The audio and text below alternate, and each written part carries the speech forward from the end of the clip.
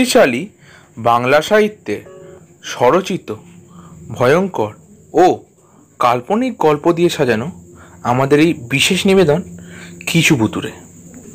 আজ আপনারা শুনবেন কণা বসু মিশ্রের লেখা হাতুড়ে ডাক্তারের ভুতুড়ে রুগী। আজকের গল্পটি আমরা পেয়েছি সেরা লেখকদের 100 ভূতের গল্প এই বইটি থেকে। শুরু হচ্ছে হাতুড়ে ডাক্তারের ভুতুড়ে রুগী। মফস্বল শহর, তারপর আবার শীতের সময়। খুব তাড়াতাড়ি রাত গাঢ় হয়ে এসেছে। ঝটিকাচরণ চাকি অনেক দিনের ডাক্তার এই শহরে, যদিও ওর নামের পাশে MB, MBBS, MD ইত্যাদি কিছুই নেই, তবু ডিসপেন্সারি ওর জমজমাট। বাড়িতেই ছোটোখাটো একটা ডিসপেন্সারি, সেখানে একটা কাঁচ ভাঙা আলমারিতে গোটা কয়েক ওষুধ, একটা নড়বড়ে টেবিল আর একটা চেয়ার। রুগীদের বসবার জন্যে গোটা দুয়েক বেঞ্চও পাতা। ঝটিকাবাবুর রোগীরা এই শহর থেকে বেশ খানিকটা দূরের মানুষ। 5 মাইল বলে একটি গ্রাম আছে, সেই গ্রামে তাদের বসতি। বেশিরভাগ মানুষই পূর্ববঙ্গের তাড়া খাওয়া উদ্বাস্তু। কিছু এদেশি মুসলমান ঘরও আছে, তারা সবাই গরিব মানুষ। ঝটিকাবাবুকে কল দিলে ওরা অনেক সময় ফিজ দিতে পারে না। এই গাছের তরিতরকারি, কলাটা মূলটা দিয়ে থাকে। ঝটিকাবাবুর দাবি অবশ্য খুব বেশি নয়, উনি এতেই খুশি। রোগীরা অনেকেই বাঁচে না, তাই বলে কেউ ডাক্তারকে দোষারোপ করে না। ভাগ্যের দোহাই মেনে রোগীর আত্মীয় স্বজন কপাল চাপড়ে চলে যায়। মৃত রোগীর আপনজনদের শোকের অংশীদার হন ডাক্তারবাবু। ঝটিকাবাবুর চোখের জল গরিব মানুষের মন ভেজায়। ইঞ্জেকশনের সিরিঞ্জে প্রায়ই ওষুধ থাকে না, তা আর কি করা যায়। ফিসটা যেমন, ওষুধও তেমন। ডাক্তারবাবু ইঞ্জেকশনের সিরিঞ্জে ডিস্টিলড ওয়াটার করে কলেরা, টাইফয়েড, টিবি রোগীদের নির্বিশেষে ছুট ফুটিয়ে যান। বোকা মানুষগুলো পরম নির্ভরতায় তাকিয়ে থাকে হাতুড়ে ডাক্তারের চোখের দিকে। সেদিন রাত গোটা 9 হবে। ঝটিকাচরণ চাকি রোগী টুগী দেখে ডিসপেন্সারি বন্ধ করে সবই ঘরে গেছেন। ঝটিকাবাবুর কাজের ছেলেটি ভানুভক্ত ছেত্রী ভাত বেড়ে ওকে খেতে ডেকেছে। আসছি বলে ঝটিকাবাবু প্যান্ট ট্যান্ট ছেড়ে লুঙ্গি সবে হাতে নিয়েছেন। এমন সময় ডাক্তারবাবু, ডাক্তারবাবু বলে কে যেন ডেকে ওঠে। ঝটিকাবাবুর স্ত্রী মারা গেছেন অনেক দিন। নিঃসন্তান ঝটিকাবাবু এই কাজের ছেলেটিকে পুত্র স্নেহে মানুষ করেছেন। সেই ওর তদারকি করে। উনি ভানুকে ডেকে বলেন, বাইরে যে এসেছে তাকে বলে দে কাল সকালে আসতে। বিরক্তিতে কুঁচকে ওঠে ঝটিকাবাবুর ভ্রু। বয়সের বৈরেখাগুলো স্পষ্ট হয়ে ওঠে কপালে। আচ্ছা জ্বালাতন তো, আমার কি বিশ্রাম টিশ্রাম নেই? গজর গজর করতে থাকেন ঝটিকাবাবু। ওর পায়ের কাছে অনেকগুলো পাকা কলা এক রোগী দিয়ে গেল এইমাত্র। ঝটিকাবাবুর লোলুপ দৃষ্টি পড়ে কলার ওপরে। সোনার রঙের মতন এমন পাকা মর্তমান কলা, আহা! ঝটিকাবাবুর জিভে জল চলে আসে। ঠিক তখনই ভানু এসে বলে, লোকটা কাঁদো কাঁদো ভাবে বলছে তার বউয়ের খুব অসুখ, এখনই ডাক্তারবাবু না গেলে তাকে বাঁচানো যাবে না। কি মুশকিল, কি মুশকিল। বলতে বলতে ঝটিকাবাবু ডিসপেন্সারির জানলার কাছে এগিয়ে যান। ভানু চেঁচিয়ে বলে, বাবু, ভাত খেলে হতো না? ঝটিকাবাবু সে কথা গ্রাহ্য করলেন না। কে বলে ঝটিকাচরণ চাকি মুখ বাড়ান ডিসপেন্সারির জানালায়। রোগা ছিপছিপে একটি লোক এগিয়ে আসে। তার মুখে খোঁচা খোঁচা দাড়ি, রুক্ষ একমাথা চুল। এর বেশি অন্ধকারে বোঝার উপায় ছিল না। করুণ গলায় লোকটি বলে, একবার চলেন ডাক্তারবাবু, আমার স্ত্রীর বড় অসুখ। আজ নয়, কাল যাব, গলা খেকিয়ে বলেন ডাক্তারবাবু।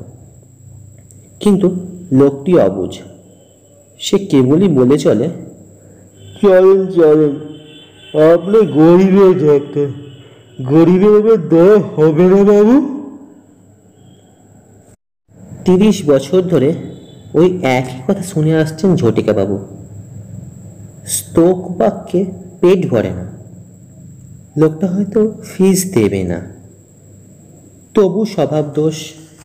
এরা ডাকলে উনি না গিয়েও তো পারেন না। কিছুদিন চলেই ঝটিকাবাবু সর্দি কাশিতে ভুগছেন। গলা ব্যথা, মাথাটাও ঝিমঝিম করে। শরীরটা ভালো না থাকায় মেজাজটাও খিঁচড়ে থাকে।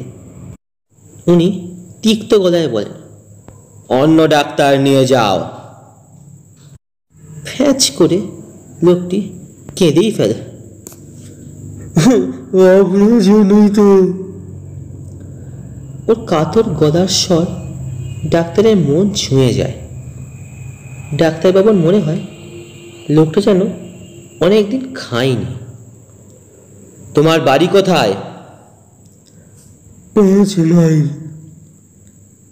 উনি জানতেন এই উত্তরটাই শুনতে হবে, তবু ডাক্তার বলেন, ওই শ্মশানের মধ্যে দিয়ে আমাকে এখন যেতে হবে। লোকটা দেতো হাসি হেসে বলল, তাতে কি, আপনি তো হামেশাই যান সেখানে। ঝটিকাবাবু আর খাওয়া হয় না।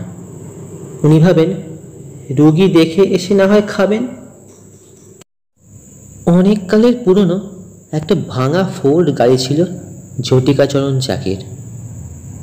উনি নিজেই গাড়ি চালান। ডাক্তারি করে যা উপায় হয় তাতে খেয়ে পড়ে আর ড্রাইভার রাখা সম্ভব নয়। ওর গাড়ির ইঞ্জিনটাও প্রায় ঝুরঝুরে। যাই হোক, ঠেলে ঠুলে ওই গাড়ি নিয়েই ঘোরাফেরা করেন ডাক্তার। ঝটিকাবাবু গিয়ে বসেন চালকের আসনে। পেছনের সিটে গিয়ে বসে ওই লোকটি। গাড়ি ছুটছে, ভট ভট আওয়াজ হচ্ছে কেবলই। মনে হচ্ছে পৈতৃক প্রাণটা বুঝি যায় যায়। মরা ভরলে রাস্তা ধরে যখন গাড়ি ছোটে তখন চারদিকে গাছপালা আর পেঁচার ডাক রীতিমতো যেন অন্নবংশ করে ডাক্তারবাবুকে। অনেক দূরে টিম টিম করছে কয়েকটা আলো। ঝোড়ো হাওয়া বইছে থেকে থেকে। শীতে কামড় ধরছে শরীর। গ্লাভস পরা হাতটাও মাঝে মাঝে স্টিয়ারিং থেকে ফসকে যাচ্ছে যেন।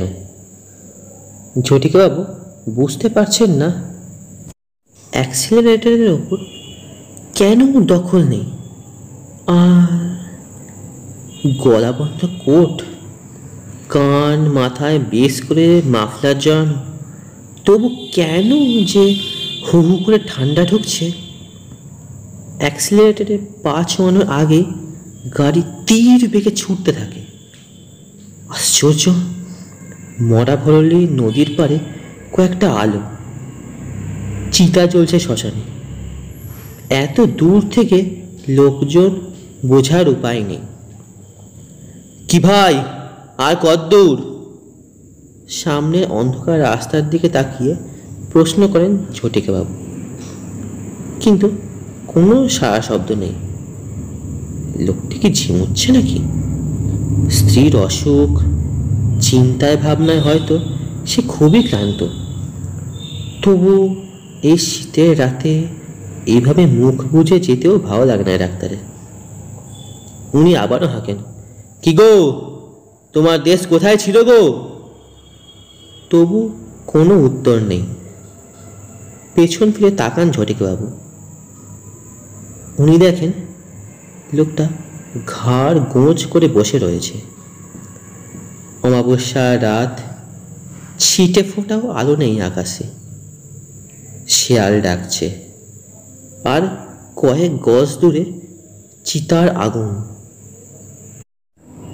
সেই আগুনের চারপাশে গোল হয়ে বসে রয়েছে কয়েকজন লোক। ঝটিকাবাবুর মাথা ধরে ওঠে। বাড়ি থেকে বেরোনোর সময় ওর প্রাণটা ছটফট করছিল এক কাপ চায়ের জন্য। উনি ভেবেছিলেন এই গরিব লোকটি ফিজ দিতে না পারলেও চা দেবে নিশ্চয়ই। শ্মশানে চিতার আগুন লাল হয়ে লাফিয়ে লাফিয়ে উঠছে অমাবস্যার আকাশে। ঝটিকাবাবু ভূত বিশ্বাস করেন না, তবু কেমন যেন একটা অস্বস্তি হতে থাকে। কেশে গলাটা পরিষ্কার করে নিয়ে উনি বলেন, তো এসেই তো পড়লাম, এবার বলো তোমার বাড়ি কোথায়? লোকটির যেন হুঁশ হয়। এবার ডাইনে রাস্তা ধরুন বাবু। হ্যাঁ, কি বললে? ওদিকে তো মাঠ মনে হচ্ছে। মাঠ নয়, খানিকটা পুরো জমি বাবু। লোকটা হায়নার মতো খ্যাঁক খ্যাঁক করে হাসে। যেমন গেউ তেমনি অসভ্যত, ভাবেন ডাক্তার। আগে জানলে আসতেন ওর সঙ্গে। দূর দূর, কিন্তু গাড়ি তখন ওর আয়ত্তের বাইরে চলে গেছে। এবড়ো থেবড়ো জমির ওপর দিয়ে গুঁয়ারের মতো গুঁ গুঁ করে ছুটছে। এবার বাঁয়ে, লোকটি বলে ওঠে। সঙ্গে সঙ্গে গাড়িটা বাঁ দিকে ঘুরে যায়। ডাক্তার ভাবেন, আরে এ তো বেশ মজা, গাড়িটা মন্ত্রশক্তি পেয়ে গেছে নাকি? স্টিয়ারিং ঘোরানোর আগেই গাড়ি ঘুরে যায়। কিন্তু সামনেই যে একটা জলের রেখা দেখা যাচ্ছে। সর্বনাশ, ওটা খাল না? আটকে ওঠেন ঝটিকাবাবু। গাড়ির ইঞ্জিনের মধ্যে যেন হাজারটা পাখি ডাকতে থাকে। অনেক কালের পুরনো পাঁজর বের করা ফোর্ড গাইড যেন বিদ্রোহের সুর তোলে। ক্ষুব্ধ বিরক্ত ঝটিকা চাকি গলায় ভাঁজ ঢেলে বলেন, কি হে, এই রাত দুপুরে তুমি কি আমার সঙ্গে ফাজলামি করছো? আর যাবো কোথায়? ওদিকে যে খাদ। লোকটি ফের হাসে, সেই বিশ্রী হাসি। ব্রেক কষেন ডাক্তার। প্রচণ্ড জোরে একটা ধাক্কা খেয়ে গাড়িটা থেমে যায়। আর সেই মুহূর্তে লোকটা বলে ওঠে, আসুন আসুন ডাক্তারবাবু, ওই সামনেই আমার চারা ঘর। খালের ওপরে? পাশের একটা সাঁকো রয়েছে না, দেখছেন? ওই সাঁকোটা পার হয়ে আপনি আসুন। লোকটির গলায় আবার অনুনয় ঝরে পড়ে। আবার বাঁশের সাঁকো?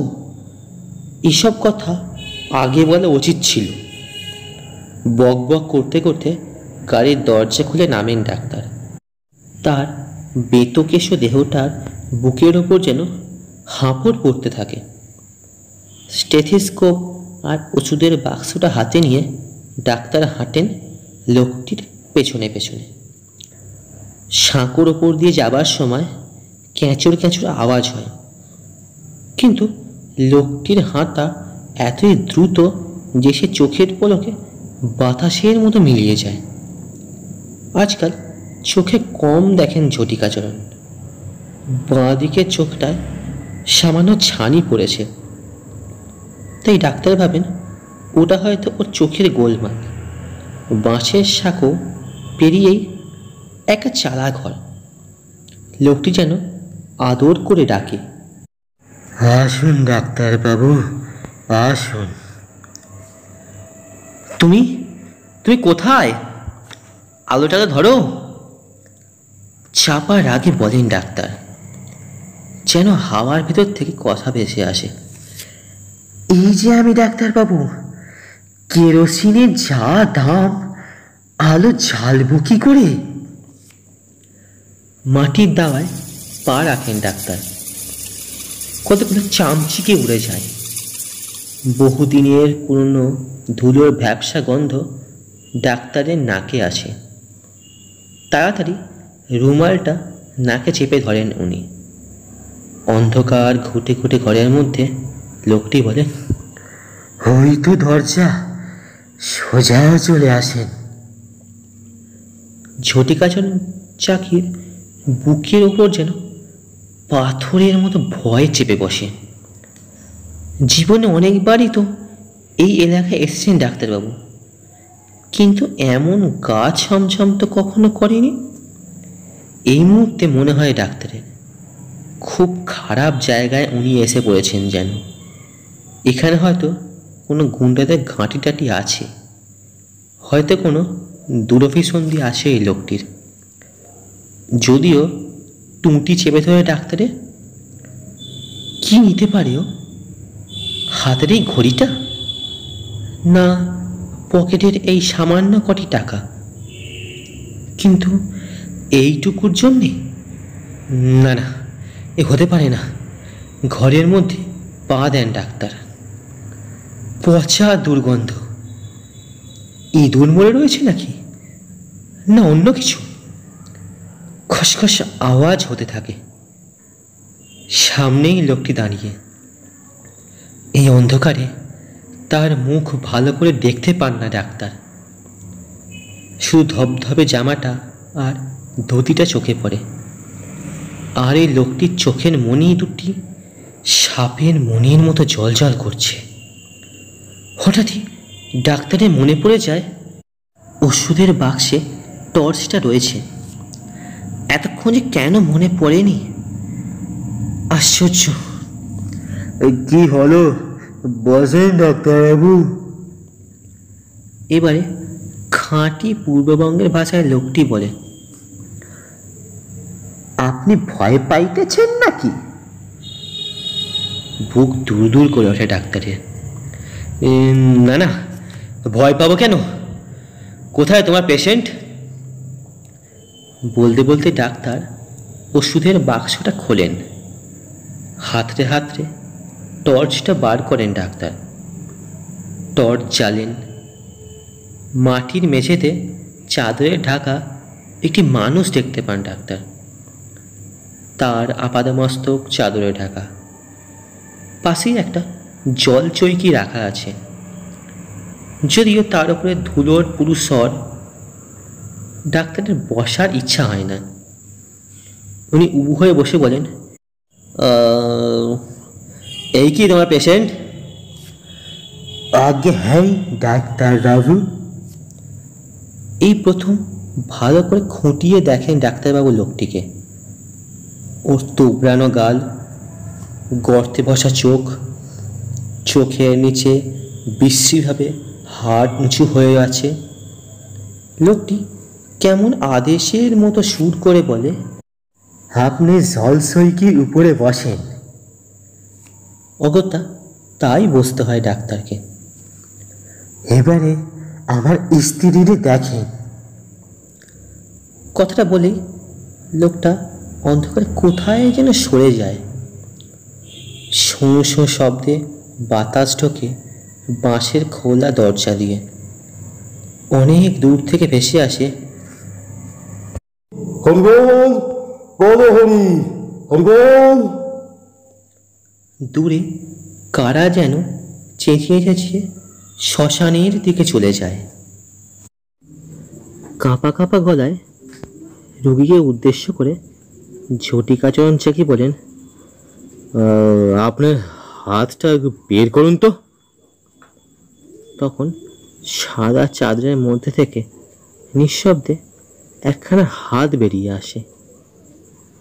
মুখটা ঢাকাই থাকে। নাড়ি দেখার জন্য হাতের কবজিটা ধরেন ডাক্তার। ঝটিকে বাবুর বুকের রক্ত হিম হয়ে যায়। নারীর কোনো স্পন্দন নেই। বরফের মতো ঠান্ডা শক্ত হাতটা ধুপ করে পড়ে যায় ডাক্তারের হাত থেকে। এই যে বেশ কয়েকদিন আগের মৃতদেহ।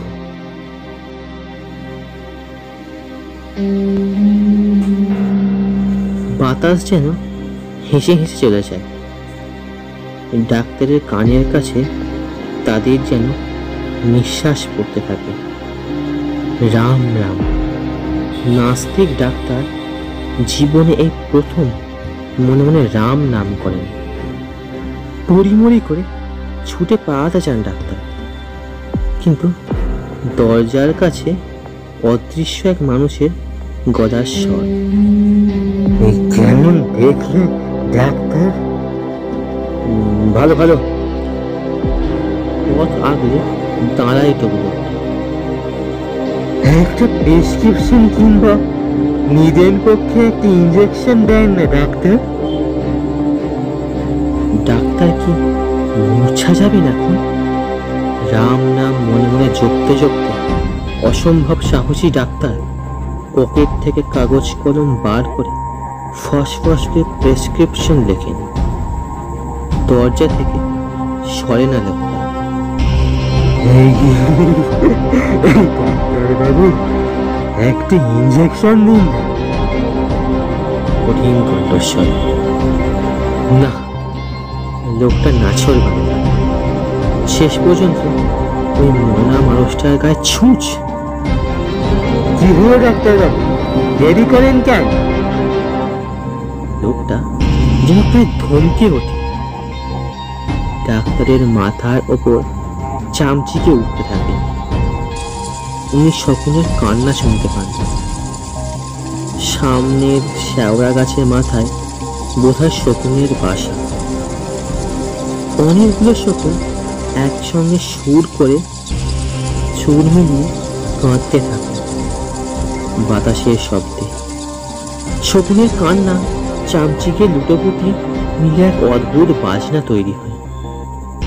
ডাক্তারদের বুকের মধ্যেও বাজনা বাজে।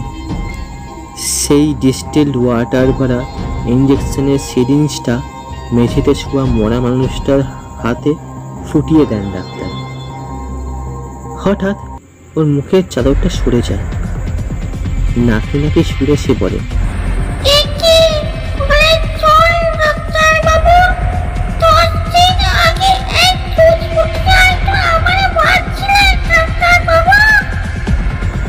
হ্যাঁ সর্বনাশ, 10 দিন আগে?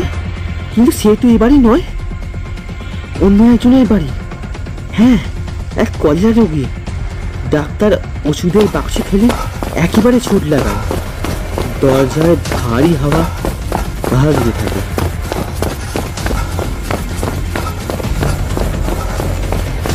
ভেঙে ঘুরিয়ে যায় কাঁধের হাসির শব্দ। শকুনেরা কেঁদে যায়। চামচিকে পাকা যায়। কোনো দিকে প্রক্ষেপ নেই ডাক্তারের। পেছনকে কেবল ছুটে আসে। নাকি ছুটে গেছে।